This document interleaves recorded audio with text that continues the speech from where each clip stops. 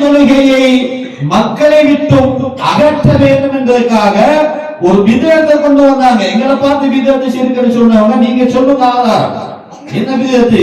கியாமுல் லைல் என்ற ஒரு தொழுகை தொழுகிறீங்களே ரமலான்ல, இது எந்த ஹதீஸில் வந்தது?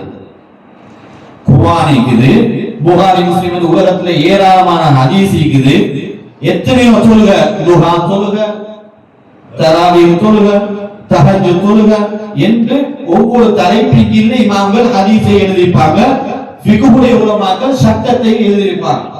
எந்த கிதாபிலேயுமே ஸலாத்து கியாமில் லைல், கியாமுல் லைல் தொழுகை என்று தனிப்பட்ட ஒரு தொழுகை இல்லை.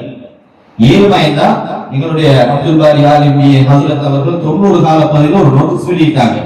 உலக வஹாபிகளுக்கு, இந்த உடுபட கஷ்டோட்டி தியாரி கொழும்பு ஸ்ரீலங்கா வஹாபிகளுக்கு, உலக வஹாபிகளுக்கு பகிரங்க விவாத சபா என்று இந்த அல்பானி போன்ற எல்லாத்தையும் சேர்த்து ஒரு அடி.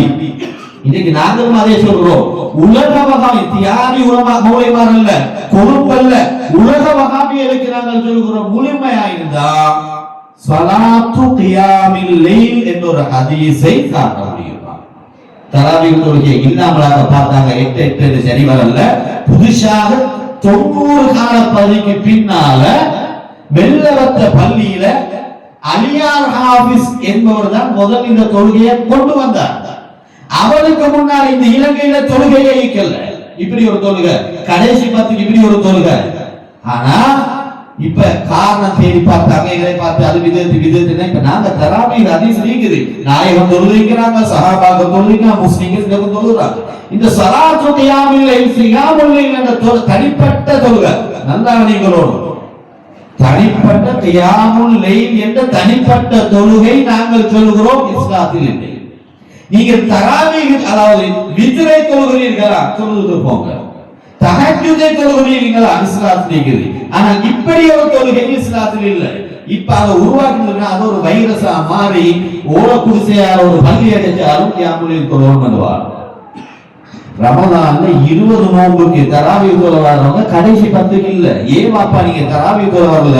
நாங்க கியாமுல் லைல் தொழுவோம் ஹஜ்ரத், குளிச்சிக்கோம் டயர்ட், அதனால தராவீஹ் தொழல. சுப்ஹானல்லாஹ். இஸ்லாத்தில் அல்லாஹ்வுடைய தூதர் காட்டி தந்த தொழுகையை ஓரமாக்கி விட்டு தொழாமல் யாரோ உருவாக்கின அலியார் ஹாஃபிஸுடைய தொழுகைக்கு முக்கியத்துவம் கொடுத்துக் கொண்டிருக்கிறார்கள். பிதத்தா இஸ்லாம்? நீங்களே சொல்லுங்க. சிலவங்க சொன்னா நாங்க தஹஜ்ஜுத் தொழுவோம். தஹஜ்ஜுத் தொழுவதாக இருந்தால் தஹஜ்ஜுதுக்கு நிபந்தனை தூங்கி எழுப்பி தொழணும்.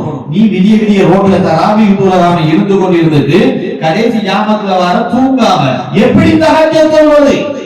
தஹஜ்ஜுத் தொழுகை இமாம் ஜமாத்தாக தொழ முடியுமா? சில தொழுகைகள் ஜமாத் சுன்னத், சில தொழுகைகள் ஜமாத் சுன்னத் இல்ல.